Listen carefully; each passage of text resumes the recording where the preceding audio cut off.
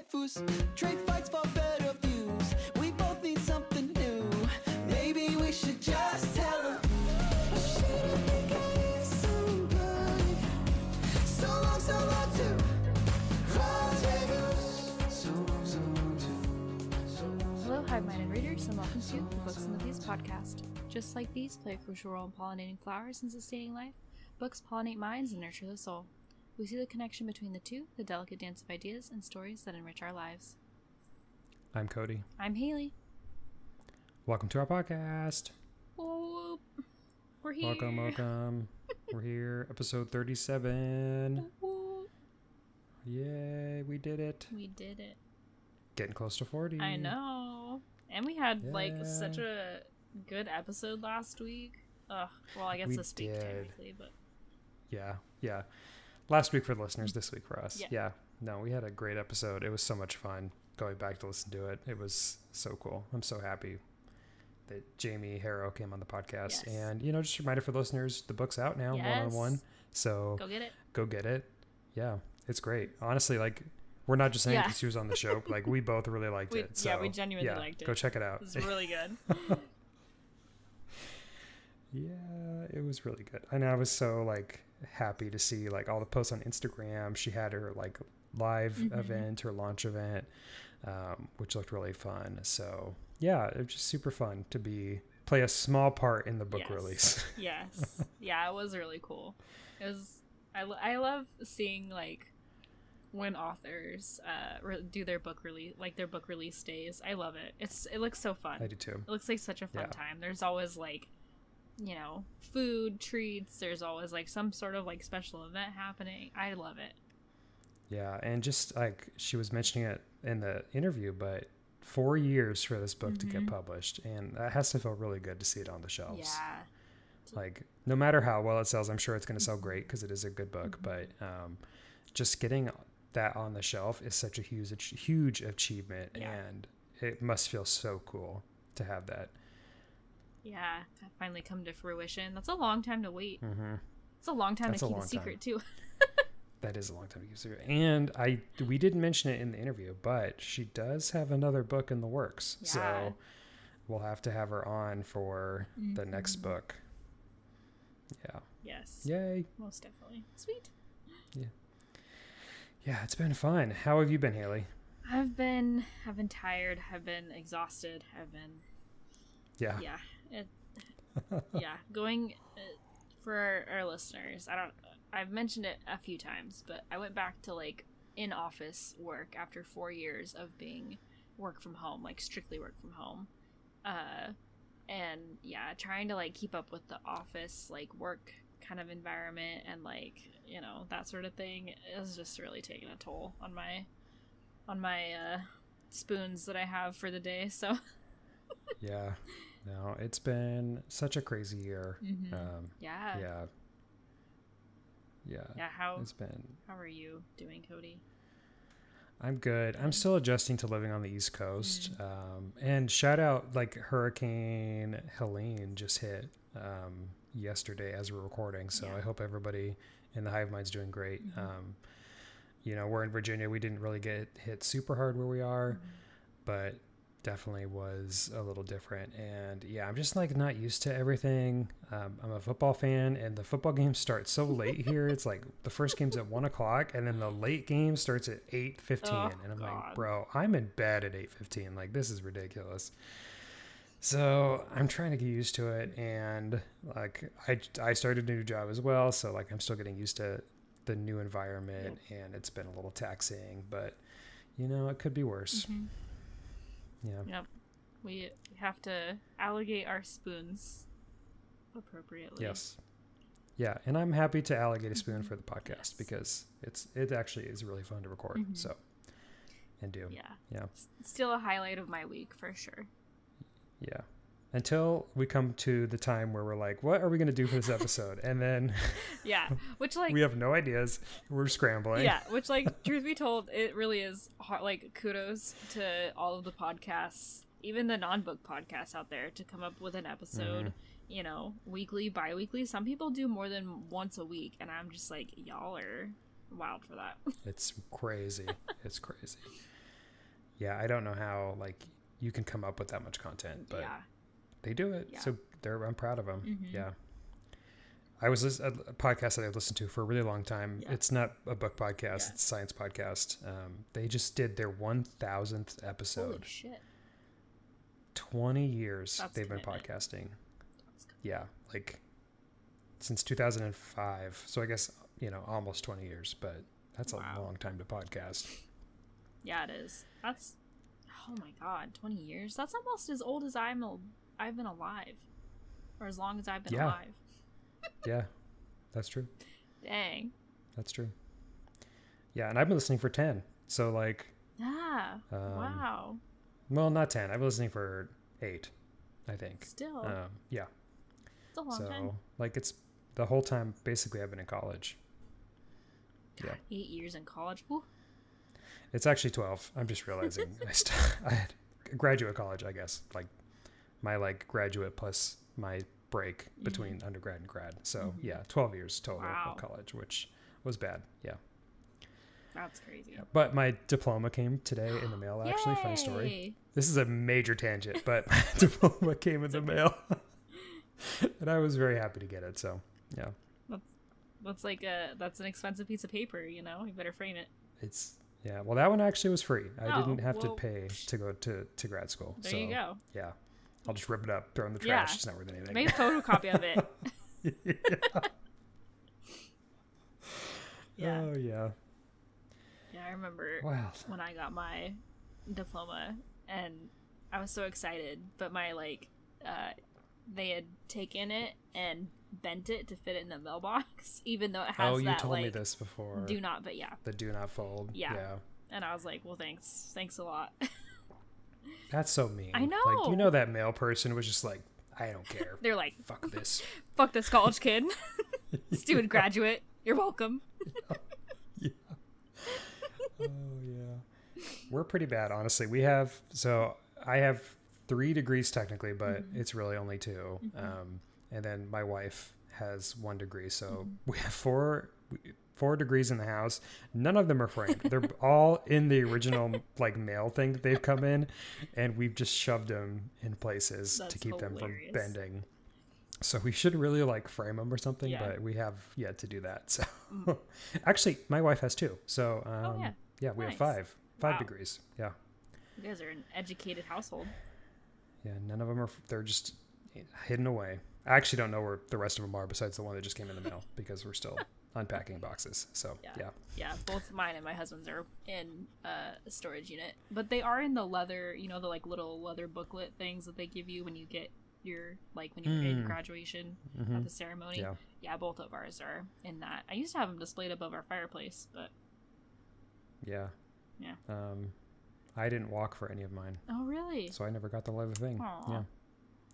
I'll probably walk for this one. It's technically in the winter that I'll walk, so Nice. I'll probably go back and do it. But Yeah. I didn't do it for any other ones. Man, yeah, I walked. Yeah. Nice. Yeah. I Proudest mean, day of my I life. it wasn't something high on my priority, but I totally get why people do. Yeah. And it's cool. Yeah.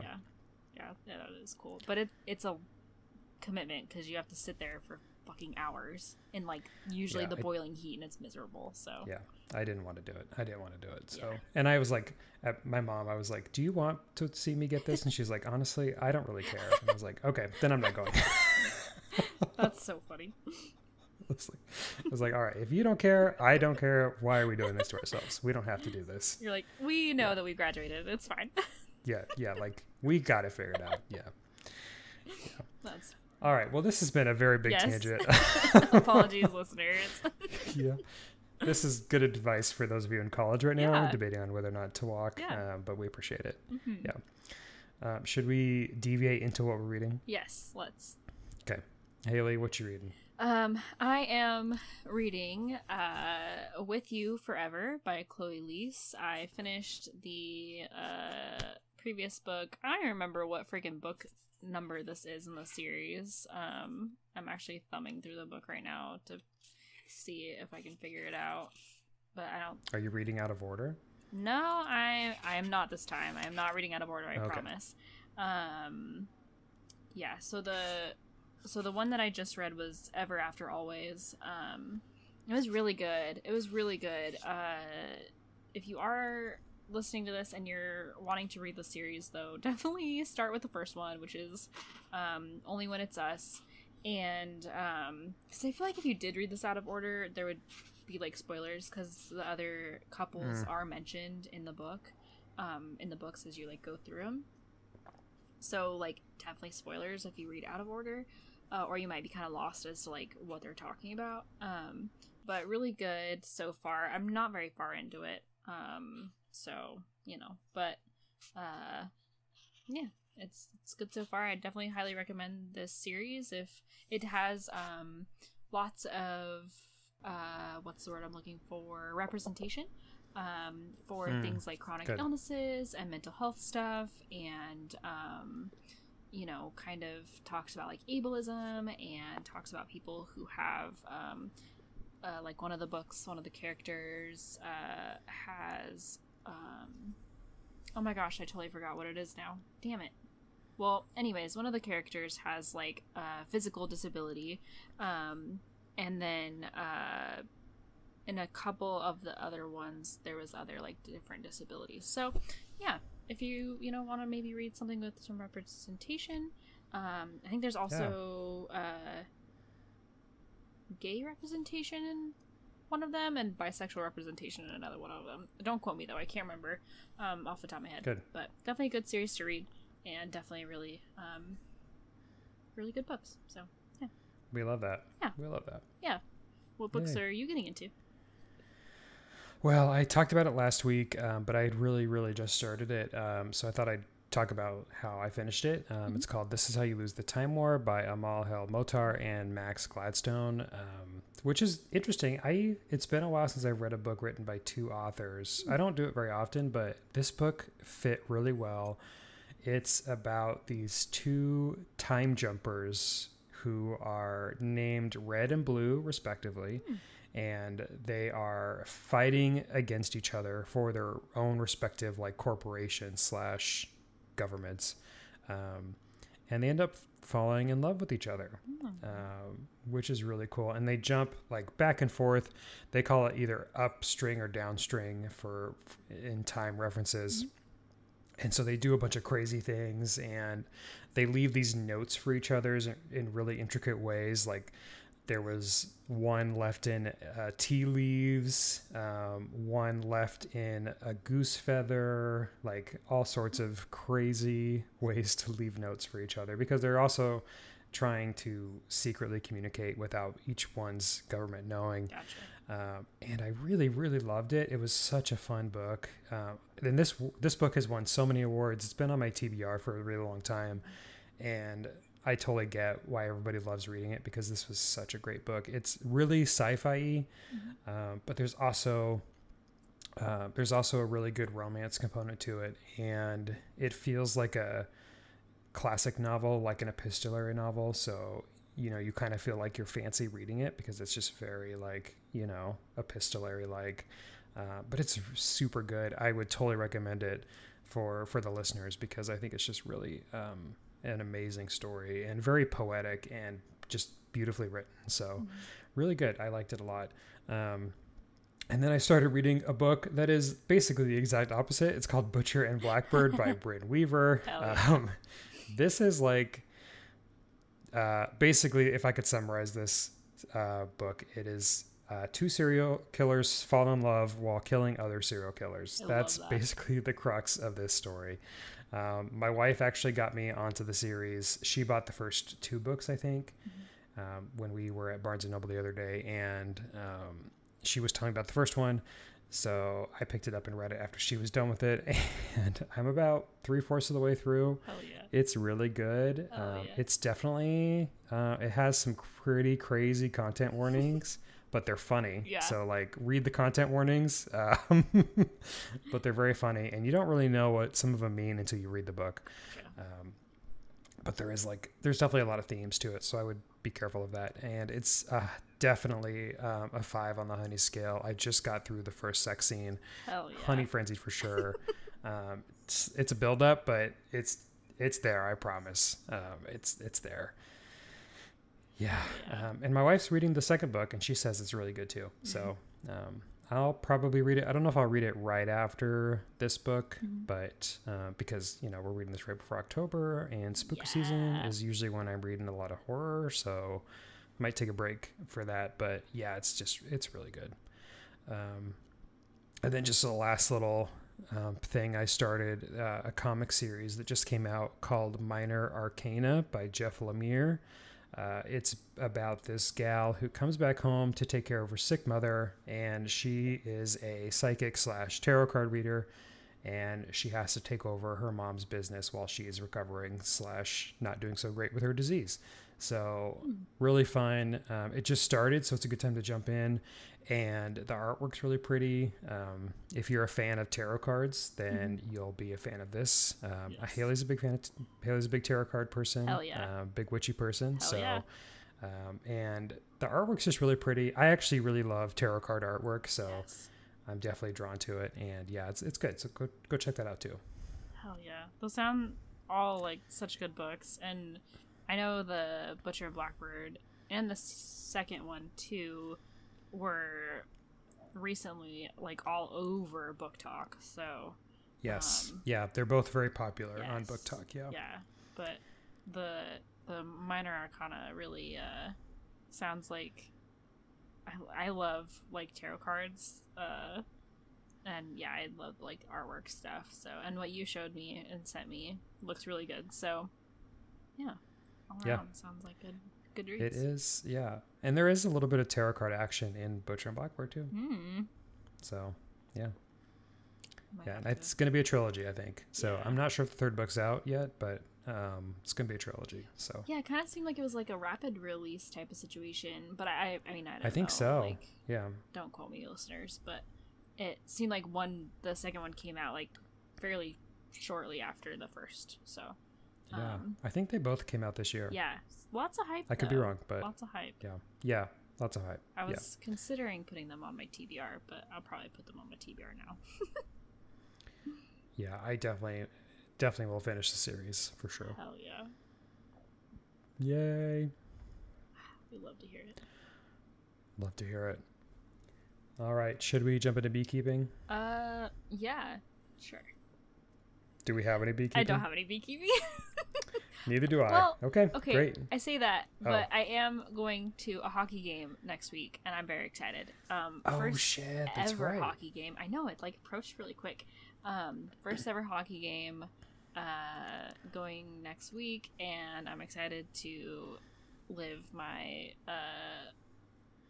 vicarious hockey romance life. I can cut this out if you don't want it in, but it's the Kraken against who are they playing? Krakens, I think. Let me look it up actually, because I don't remember. I'm a hockey. Me and my wife are both hockey fans too. Let me see. It's versus the Oilers. It's a preseason. Oh, cool. Yeah. So excited. It's a preseason. Yeah. Oh yeah. Okay. And we're going to be at the fancy stadium that I really enjoy, and it's like the nicest stadium I think I've ever been in. So, yeah. Great. And we got really good seats. That's really exciting. Yeah. That's really exciting. Hell yeah. We love it. Hell yeah. Yep. We love hockey games. Yes. Absolutely. Cool. Yeah, well that's good. That's good beekeeping. Yeah. I'm glad we went into beekeeping, even though we didn't have anything written down. I know, right? I would have literally just like forgotten. Yeah. Gone on my way, but. Yay. Cool. Well, should we get to our main event today? Yeah. Yeah. Well, as you probably know by the title of the episode, this week is Banned Books Week, which was last week for the listeners, but we're going to go ahead and do it now because we are always a week behind on everything. So it's Banned Books Week up until the 28th, but you can celebrate all year round. And we have talked about banned books several times on the podcast, but it's great to have kind of a holiday associated with it to bring awareness for it. Yes. And so we did not want to miss it. And Haley, you have a little bit of stuff to catch us up on. So do you want to take it away? Yeah, sure. I, in the spirit, I feel like in the spirit of spooky season, like I'm going to say it, but Yes. there's nothing spookier than banned books. Okay. It's October. It's October. We're officially, which is one of my favorite seasons of the year. I'm kind of a Christmas / Yule girly, which sounds funny in the same sentence, but tis the season. Yep. But spooky season's up there. It's one of my favorites. So It's my favorite for sure. yeah, I mean, it's just listen, like the fall. The I vibes love are fall. just unmatched. I love Yeah. I love apple cider. I love fall leaves. I love or autumn if our listeners are not don't use the For term America. fall. Yeah, fall because leaf fall down, and so anyways, I'm just really excited for spooky season, and what better way to celebrate than with banned books that are also very spooky. Very scary. Yeah. So I went on just for our listeners, there's lots of resources, as we've kind of already discussed in some of our previous episodes. If you want to know more about like statistics and stuff, then definitely listen to some of our previous episodes where we actually go into a little bit more in depth about banned books. Yeah. But the resource that I followed that talks about it, which this is all coming from Instagram, full transparency, but is American Library Association, which if you're not following the American Library Association, do it now, because it's a really good resource, and they talk about lots of cool stuff, not just banned books. Talk about local library stuff. They do all sorts of things on their Instagram, so go give them a follow if you haven't already. And also the Libby app also had some really good information too. Love the Libby app. Yeah. So, and also again, listeners, if one, you're not like using the app, and two, if you're not following their Instagram, go do it now. Pause and then go do it and then come back. But anyways, so from the American Library Association, they had a post talking about banned books, and they had some questions and answers, which I will read now. What do we mean when we talk about banned books? What about when we say a book has been challenged or restricted? Now, I thought that it was really interesting that they talked about this, because I feel like we also don't really get to see a lot of information about challenge or restricted books, which the restricted one was kind of one that I hadn't heard about previously, but so they go on to say the ALA, which is the American Library Association, uses specific terminology when discussing censorship in libraries and schools. Their Office for Intellectual Freedom breaks down some of the most common terms. So what is a challenge? A challenge is an attempt to remove or restrict access to materials or services based on the objections of a person or group. A challenge may result in access being retained, restricted, or withdrawn entirely. Challenges don't simply involve people expressing their point of view. They're an attempt to remove materials from curricula or libraries, which curtails the ability of others to access information, views, ideas, expressions, and stories. Which obviously is not good. Then they go on to say a formal challenge leads to the reconsideration of the decision to purchase the material or offer the service.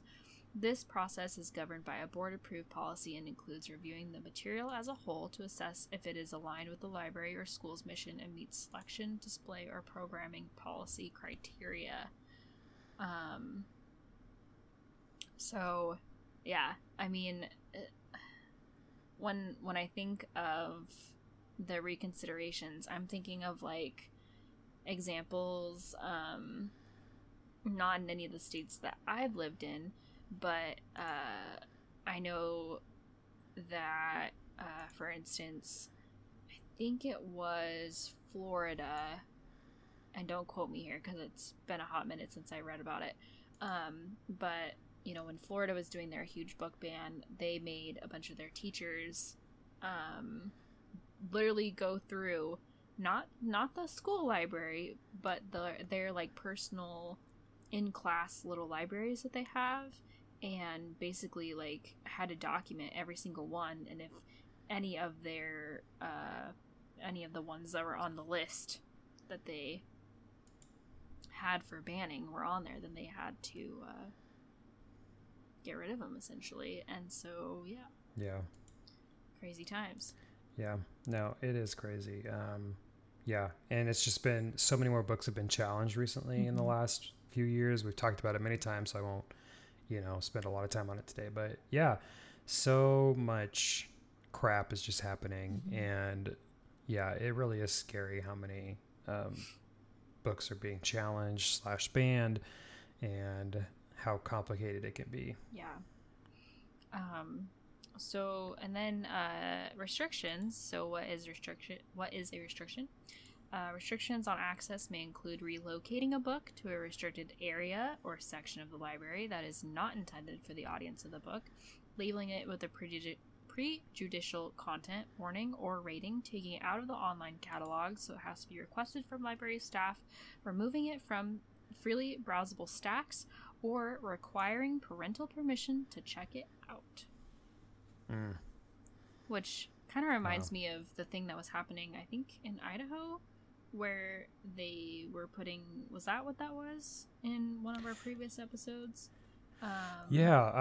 So in Idaho, you have to get parental approval for books that have, I forget what the official terminology was, but like, sexual content, which was really vague and challenging. And so libraries in Idaho now have to have a sectioned off either kids or adult section to keep the kids out of sections that they shouldn't be in.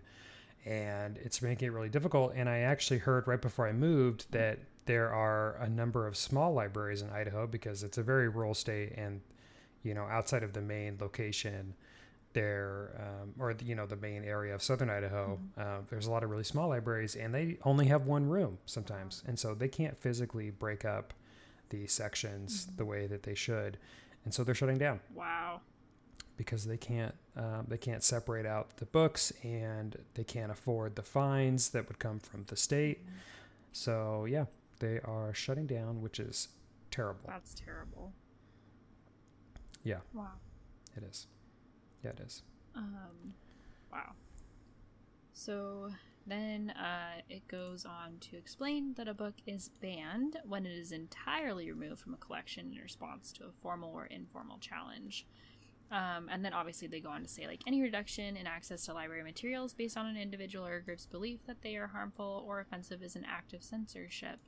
And then they kind of, if you want to report censorship or you see it happening in your community, wherever, state, your town, your whatever,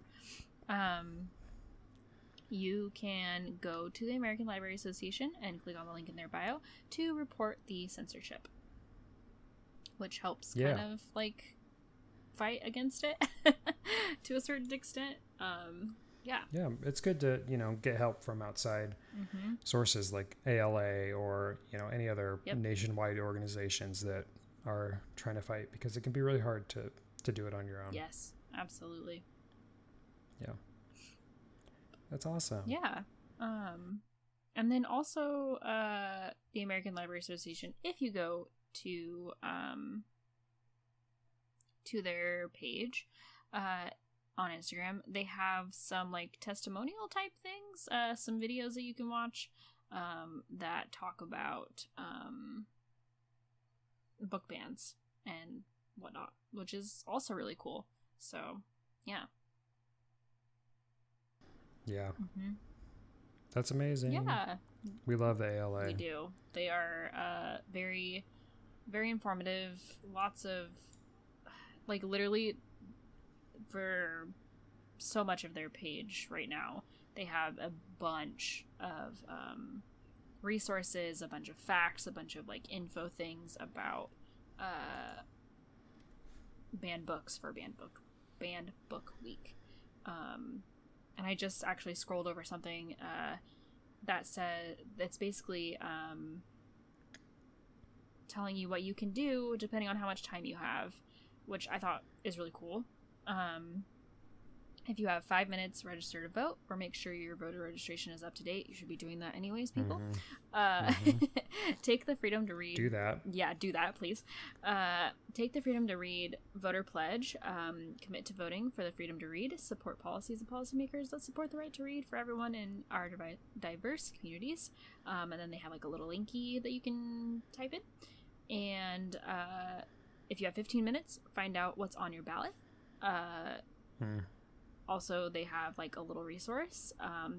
You can download a sample ballot from your state election office or use a resource like ballotready.org or vote411.org to find out what's happening in your local elections. If you have 30 minutes, ask your candidates where they stand on book bans, which is also really important because sometimes I know it doesn't seem like it does anything to like email your representatives or talk to them, whatever.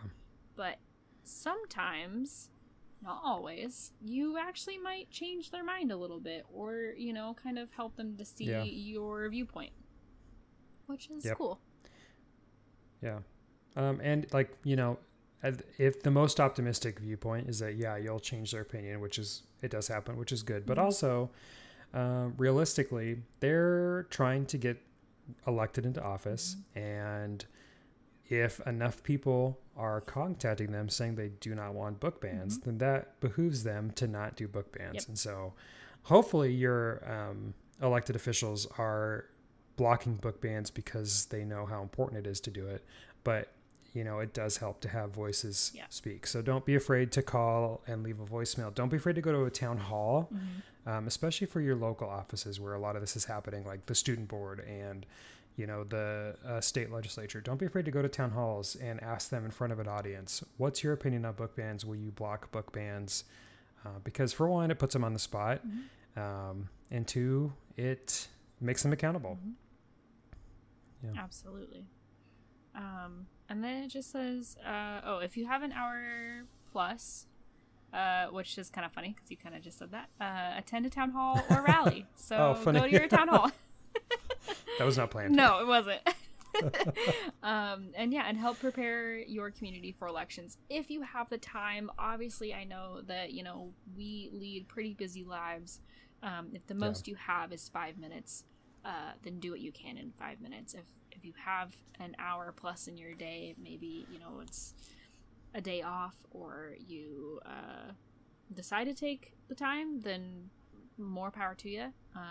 And then just a reminder that Let Freedom Read Day is Saturday, this Saturday the 28th, which will have already passed by the time that you're listening to this, but maybe keep that in your mind for next year. I don't know. Or just celebrate it on the day you're listening to this. Exactly, that too. That's amazing. I think it's, I love that idea. I love those suggestions. I think all of those are very helpful. And it does help. Like every little bit helps. So don't be afraid. And honestly, like if you reach out to an elected official, the worst thing that happens is they don't respond to you. And that happens a lot. They're not gonna email you and say, you're dumb and I hate you. Because that's just not how it works for them. So they wouldn't. If they do. If they do say that, then I think you should contact your news station. You should sue.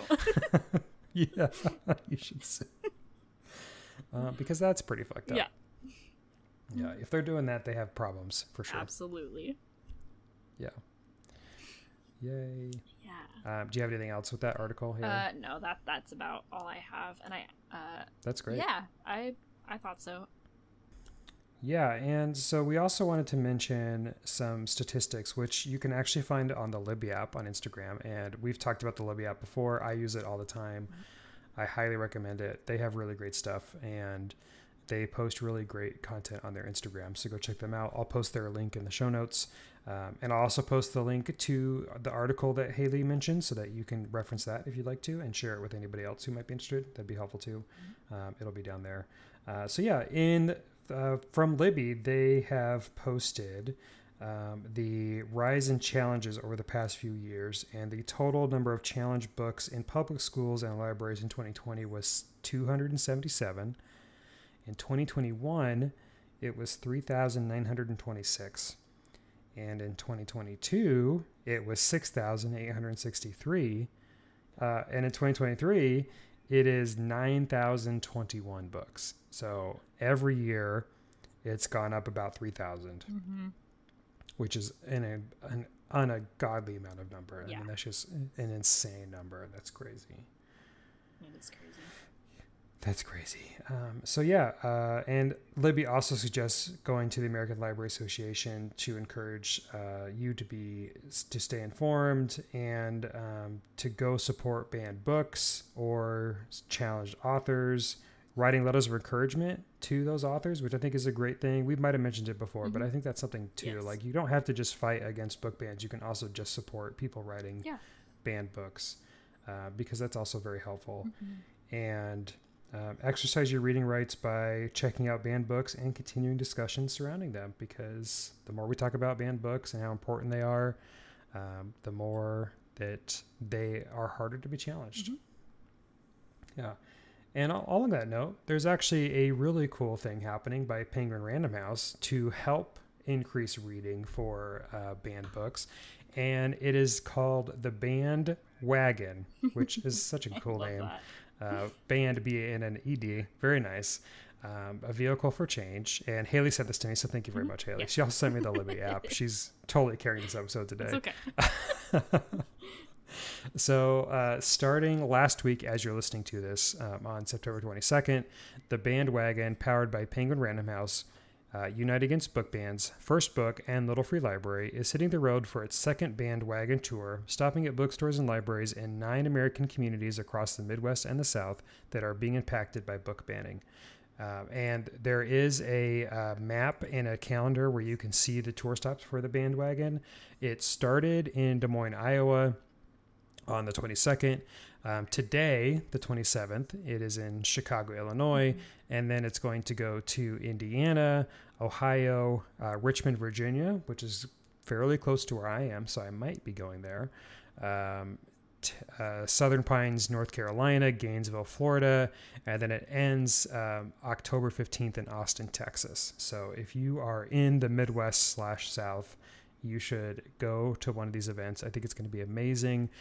It's a good mix between bookstores and libraries. So really, really fun. And they're going to be offering up banned books for you to read. And I think it's a really cool idea.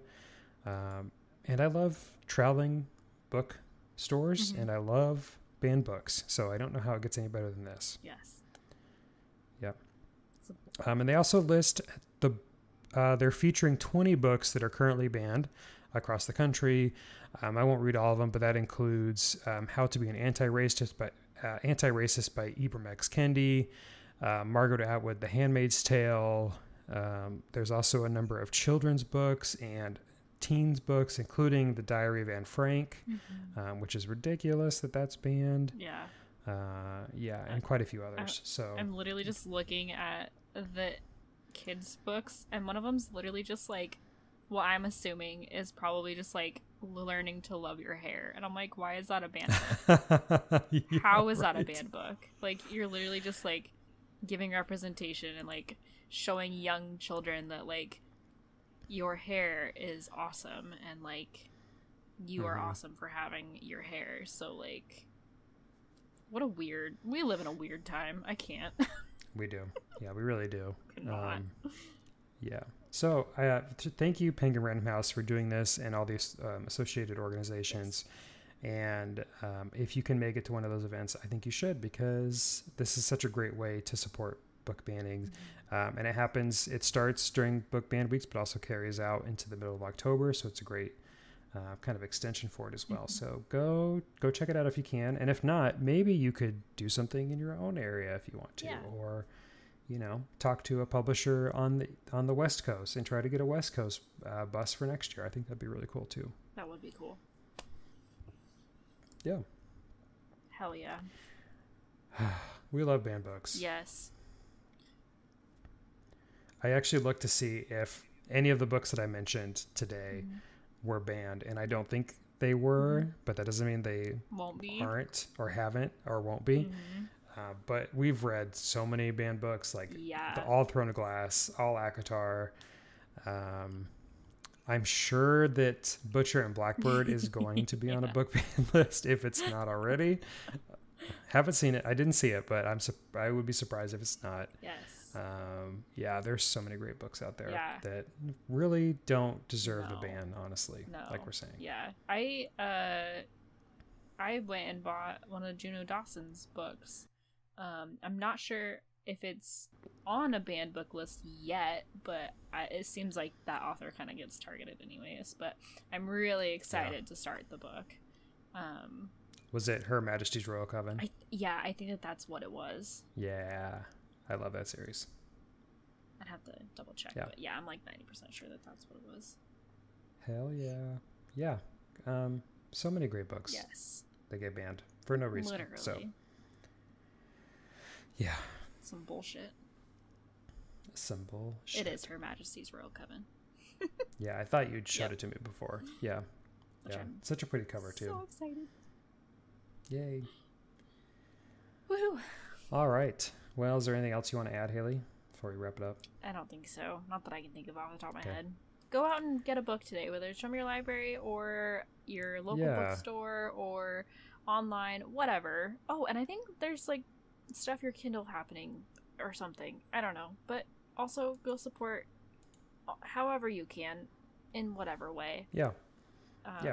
Absolutely. Go read a book today. Right now. Go read a book. Yeah, right now. Thank you. Yes. And if you want to talk to us about your thoughts on book bans, you can always email us at booksandbeespod@gmail.com. You can also talk to us on Instagram, booksandthebeespod. So please feel free to interact with us on there. Unless you want to do more book banning, then we'd rather you not email us. Don't talk to me. But if you want to fight book bans, we would love your email. Yeah. And if you are so inclined, you could give us a review on your podcast listening app. Of course, 5-star reviews are important, but we'd love feedback. So please give us a review. It does help us a lot, and it's free to you. So thank you so much. And of course, want to give the shout out to the American Indie for the use of the song Rendezvous. It's the intro and outro to our podcast. It's a bop. We love it. And I want to thank you, the listener, for coming on every week and hearing us chat about diplomas and and movies, all the random tangents we get on, and movies. Because it's great. And, as we get closer to 50, I just feel so excited. Yes, so, yeah. Absolutely. Yay. All right. Well, we hope you enjoyed this literary journey as much as we did. If you're buzzing with excitement, don't forget to subscribe, email us, and leave a high 5-worthy review on your podcast listening app. Until next time, happy reading, and may your shelves be filled with tales as enchanting as a blooming garden. Keep the buzz alive, and we'll catch you in the next chapter. Bye for now. Bye.